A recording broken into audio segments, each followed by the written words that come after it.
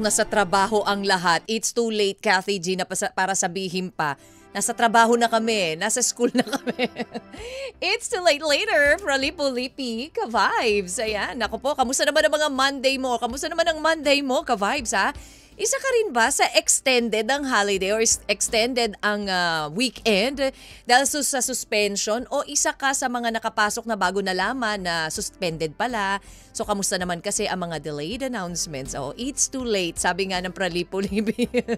Ang hirap kaya na mag-commute at makipagsapalaran sa ganitong sitwasyon, ka-vibe, sa maulan, walang kasiguraduhan ng panahon. Tapos pagdating mo sa trabaho o sa school, sasabihin sa ng guard, walang pasok. Alam mo yung feeling na mixed emotion ka na gusto mong parang natutuwa ka na naiinis ka na hindi mo maintindihan dahil sana maaga nag-announce, di ba? Yung mga ganun ba? Oh well, ganyan naman talaga ang minsan ng buhay. Kailangan muna nating danasin ang hirap para matuto tayo kung paano i-handle yung mga unexpected situation. Alam mo yung kasabihan na matutong maghanap ng paraan. Kung gusto mo, maraming paraan di ba? At kung ayaw, maraming dahilan. At hindi dahilan, marami sa atin ang imbes maghanap ng paraan at mas pinipiling nananatili sa kinalalagyan dahil nawawalan na ng pag-asa, feeling nila hanggang dun na lang sila. Di ba, kung feeling mo hanggang dun ka na lang, hanggang dun na lang talaga kasi kung ikaw mismo hindi ka mag-exert ng effort, walang mangyayari. Di ba nga, habang may buhay, may pag-asa. Ibig sabihin lang na huwag tayong susuko dahil hanggat tayo ay gumigising sa bawat araw. It only means na binibigyan tayo uli ng panibagong araw para ayusin o gawin ang nararapat para umunlad. Mahirap, yes. Wala namang madali, ka-vibes. Pero kapag alam mong mahirap na ang buhay, matuto kang maghanap buhay. Matuto kang kumilos, matuto kang magkayod or magbanat ng buto, di ba? Marami sa atin yung kinagisnan yung hirap. Yung mga namulat sa buhay na hindi marangya, pero hanggang doon na lang din ba ang gusto mo? Diba? Yung hindi ka na aasenso, libre naman ng mangarap ka-vibes. Kaya dapat maging inspiration natin yung kahirapan para mangarap ng malaki. Wala rin namang imposible. Kailangan lang ay pagsikapan natin na marating natin yung gusto nating marating sa buhay natin, diba? Basta lang, dapat marangal. Mararating mo yung tagumpay na gusto mo sa maayos at marangal na paraan. Ayan Diba? Wala namang gusto na maging mahirap at salat sa buhay, yung mga nasa laylayan, diba? Ayaw naman natin yon. Siyempre gusto rin naman natin na guminhawa pero kung ang paraan lang na alam mo ay mangutang o laging umasa sa ibang tao, umasa ng tulong sa iba, maling sistema yan ka-vibes Kung hirap ka na sa buhay, matuto kang magsumikap, maghanap ng paraan, maghanap ng hindi dahilan kasi yung matutong alam mo yun, hindi dahilan yung parang hindi ko na kaya, Kathy G Matuto magpawis at magpagod, hindi puro pakiusap dahil totoo lang, hindi ka laging may malalapitan Totoo naman, 'di ba? Hindi all the time nandiyan yung mga tao na pwede mong takbuhan. Hindi tayo laging tutulungan dahil hindi tayo matututo kapag lagi na lang tayong tinuturuan, lagi na lang naka-standby sa atin, 'di ba? Tandaan mo ka-vibes, mas importante na magkaroon ng malasakit sa sarili, hindi ang maghanap ng malasakit sa iba. And magpakatatag dahil hindi madali, kundi dahil alam mong walang ibang makakatulong sa iyo kung hindi ang sarili mo lang. Ayan, minsan hindi natin kasi maabot ang ating mga pangarap pero ang tapat ka or kapag tapat ka sa iyong ginagawa at may pananampalataya, mabibiyayaan ka Oo, sa pamamagitan ng iba, nagmamahal rin tayo ng tapat dahil makikita nila yung sipag at tiyaga sa kabila ng kahirapan, di ba? Maraming ganyan na nakikita yung effort nila sa pagsusumikap nila dahil sa kagustuhan nilang, alam mo yung maayos, maging maganda ang lahat, maging maganda ang buhay nila. Ano nangyari? May nakakapansin at makakapansin yan. There will always be a blessing para sa mga taong hindi sinasayang ang lakas sa pagrereklamo, kundi pagpupursige, kagaya ng very inspiring letter natin for today. Abangan nyo po yan, ang kahirapan pero hindi nawalan ng pag-asa sa kabila ng kahirapan. Welcome!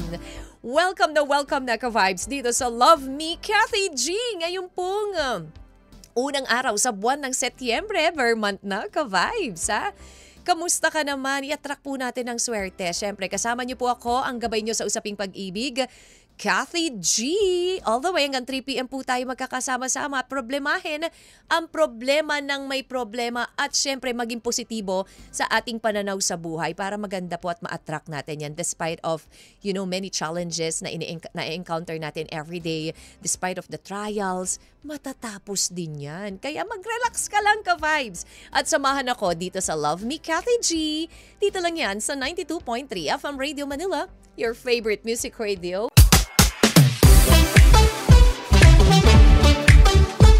Vibes, ano bang pinanghahawakan mo? Panghawakan mo yung lakas ng loob mo, panghawakan mo yung pananalig mo. Walang imposibleng maabot ang iyong pangarap, ka-vibes. Panghahawakan, Jason Marvin. Pero yun nga po, ikaw ano ba yung mga pinanghahawakan mo hanggang sa ngayon? Di ba kung minsan pinanghahawakan ko, Kathy G, yung aking lakas ng loob na harapin ang mga pagsubok sa buhay. Pero yun nga, ka-vibes, papaano mo babaguhin ang buhay na kinagisnan mo? Kung minsan kasi, 'di ba, ang nangyayari po sa atin kapag tayo'y nasanay na doon sa kung ano lang yung meron tayo, nakukontento na tayo. Pero may mga tao na hindi natatapos doon, hindi pwedeng hanggang dito na lang, hindi na pwedeng eto na lang ako, Kathy G. Kailangan kong umangat. Kailangan kong mag-step forward, which is yun yung magandang mindset sa buhay, 'di ba?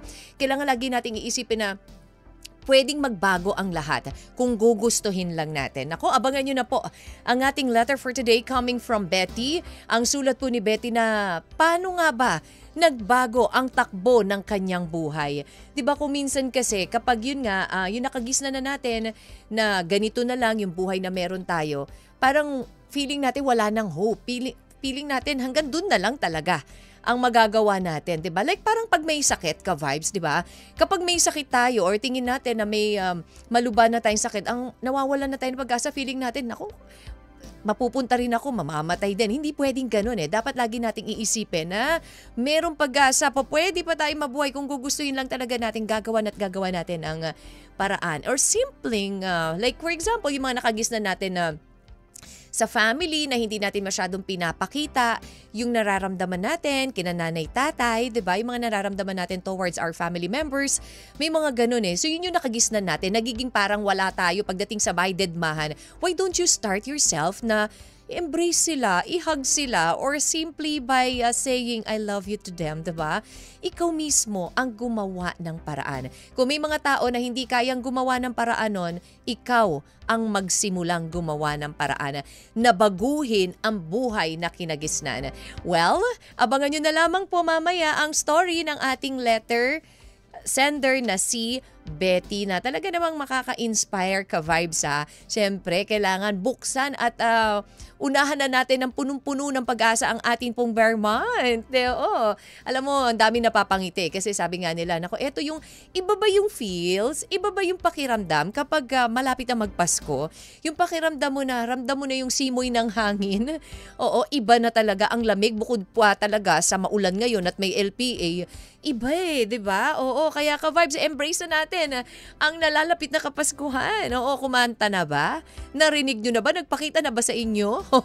ang kating-katinang magpakita na si di ba? Si Jose Marie. Sabi nga nila, ang dami nagsusulputan sa Facebook, puro yun ang makikita mo. I'm here. Anyways, I'm here also, ka-vibes. Kaya saying hello sa mga ka-vibes po natin na mga nakikinig po sa kanilang mga radyo. Thank you so much for tuning in. And of course, sa mga nanonood po sa Facebook Live, hello po sa inyong lahat. Thank you so much sa inyo pong panonood. Ayan, I'm pretty sure marami sa inyo ang busy sa panonood din ng telebisyon, sa mga ganap, sa daigdig, ganap dito sa ating bansa, pero still piniling makinig sa akin, kaya ka-vibes tayo nang ma-inspired at walang bibitiw. Saying hello muna siyempre sa mga ka-vibes po natin dyan po sa 102.3 Baguio. Hello po dyan sa malamig na lugar, ayan sa Baguio. And of course, masarap na tuna dyan po sa 97.5 Gensan. Hello sa inyong lahat na nakikinig po sa atin. And sa 102.3 Bacolod. Kamusta naman kayo dyan sa mga taga Bacolod? Thank you so much po sa inyong pakikinig. Again, sabay-sabay po tayo. Abangan na ang story natin for today coming from Betty. Dito lamang po yan sa Love Me, Kathy G. Dito sa 92.3 FM Radio Manila. Your favorite music radio, ka-vibes.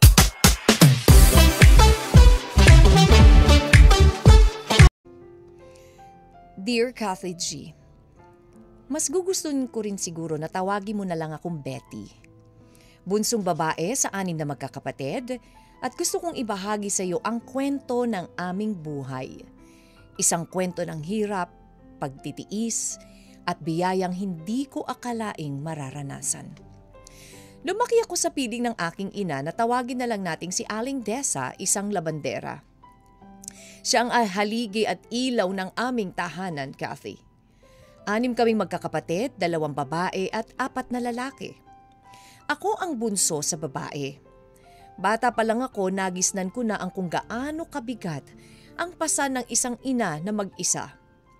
Bawat paglalaba, inaabot ng magdamag, bawat pawis na tumatagaktak sa kanyang noo.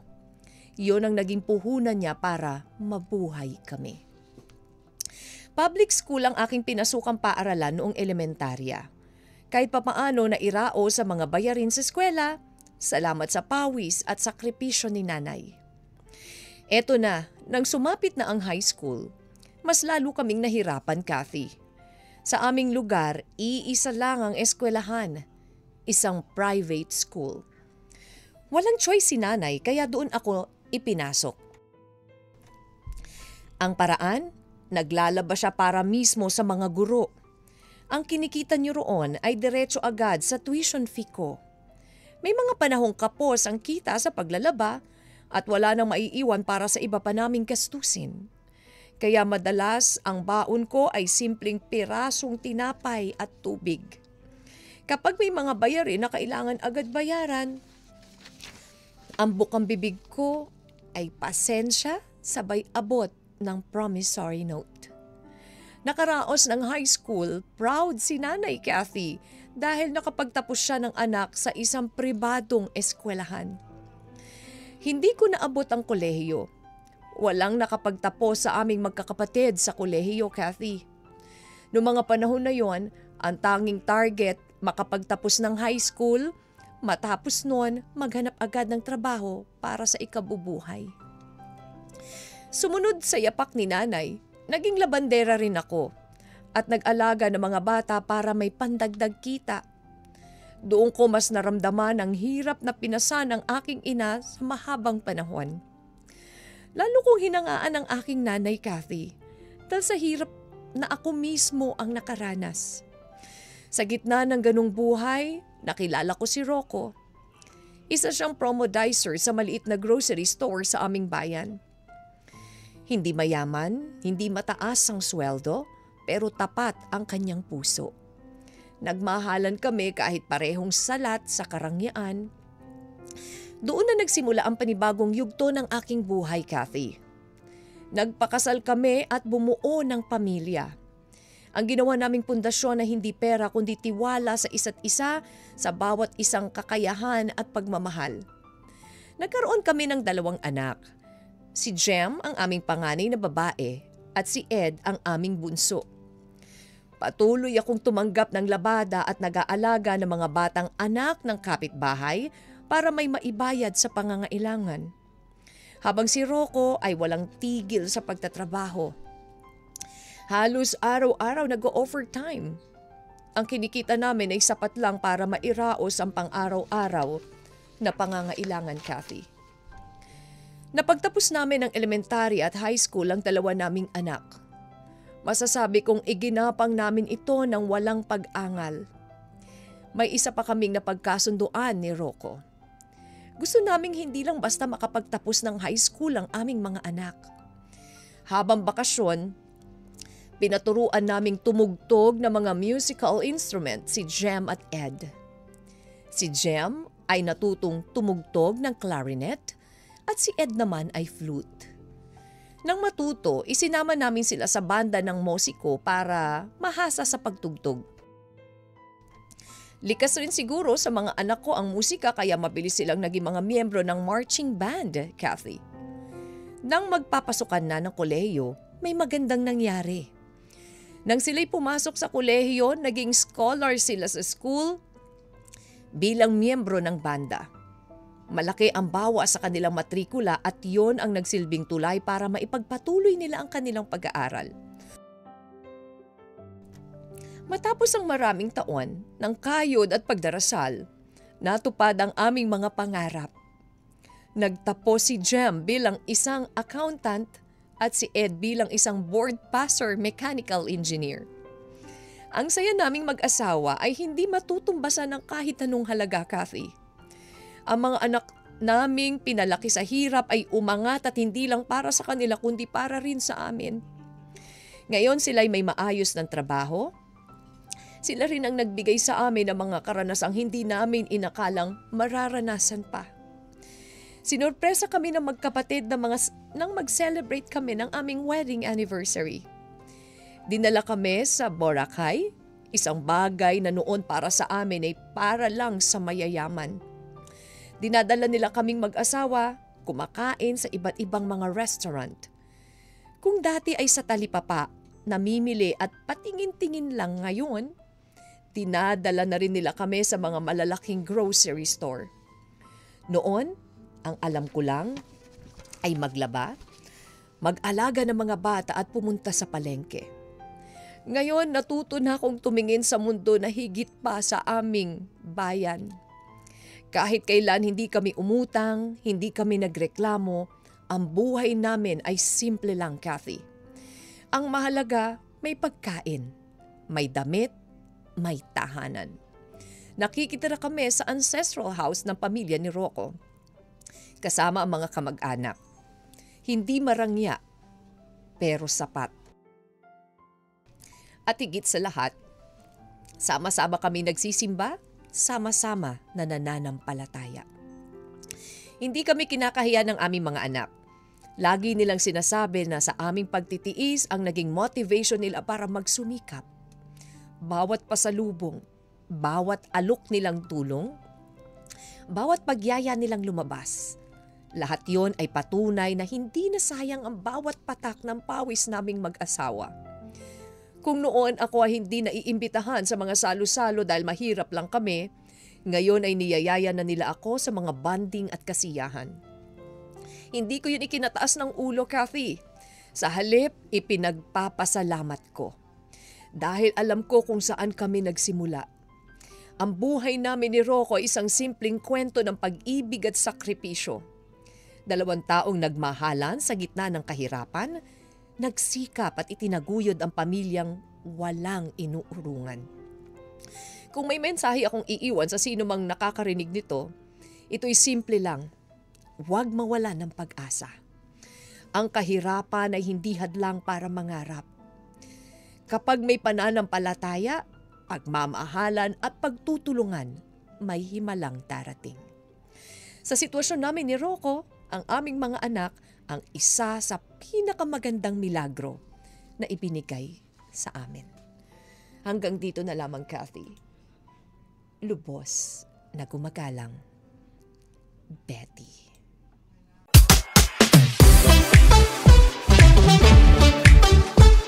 Kanilang mga anak na si Gemma at si Edu. Alam mo yon, parang lahat sila ay hulog ng langit sa isa't isa eh. Imagine, what a beautiful story dahil alam mo yun, ito yung isa sa mga talaga namang merong habang may buhay, may pag-asa. Diba, nakakatuwa lang isipin na dahil doon sa mga pagpupursige, pwede naman palang mabago ang hamon ng buhay. Pwede mo naman palang baguhin ang twist ng buhay mo kung gugustuhin mo lang talaga. Katulad na lang ng ating letter center na si Betty, na pinihit ang buhay para sa magandang kinabukasan. Hindi lang para sa kanilang mag-asawa ha, kundi para din sa kanilang mga anak na alam mo yun, itong mga anak naman nila ay sinuklian din yung paghihirap nilang mag-asawa, 'di ba? And even itong si Betty doon sa kanyang ina na alam mo yun, iba eh, na naging katulad man siya nito pero hindi niya hinayaang dun matapos ang buhay. Well, ano ba masasabi mo sa ating story for today? Talaga namang nakaka-inspire. Ang story ni Betty, 0916-563-1777. Yan po ang aming text line or pwede po sa Facebook Live. Hello po sa inyo sa lahat po ng mga nanonood. And of course, sa mga nakikinig po, pwede nyo pong i-post sa 92.3 FM Radio Manila. That's our FB page or my FB page, DJ Kathy G. Ano ba masasabi nyo? Na-inspired ba kayo? Ikaw ba ka-vibes? Ano sa tingin mo? Kaya mo pang baguhin? Ang buhay mong nakagisnan? Kaya pa. Marami pang chance. May pag-asa pa ka-vibes. Kaya naman, eto, patuloy lang po tayong ma-inspire, patuloy lang po tayo makinig sa mga tugtugin hatid namin sa inyo. Syempre, 'di ba? Alam mo 'yon yung mga ginagawa sa atin ng mga taong mahal natin, particularly our parents na nandyan talaga all the way mula sa paglabas natin sa sinapupunan ng ating ina hanggang sa ating pagtanda. Nakagabay sila sa atin. Kaya naman, para sa inyo at para sa mga tao sa kwento ni Betty, Thanks to you for the inspiration.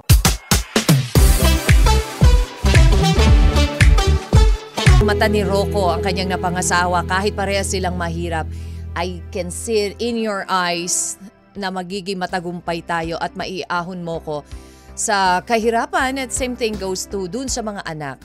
Nakita ng mag-asawa sa mata ng kanilang mga anak na magiging matagumpay sila. Ayun. And of course, yun nga po ang story po ni Betty na isinulat po sa atin na istorya ng nakaka-inspired, istorya ng punong-puno ng pag-asa mula sa kanyang buhay, kasama kanyang mga kapatid at ang kanilang ina na isa pong labandera. Hindi natapos doon ang kanilang hamon sa buhay dahil po itong si Betty na isang bunsong anak sa dalawang babae, sa 6 na magkakapatid.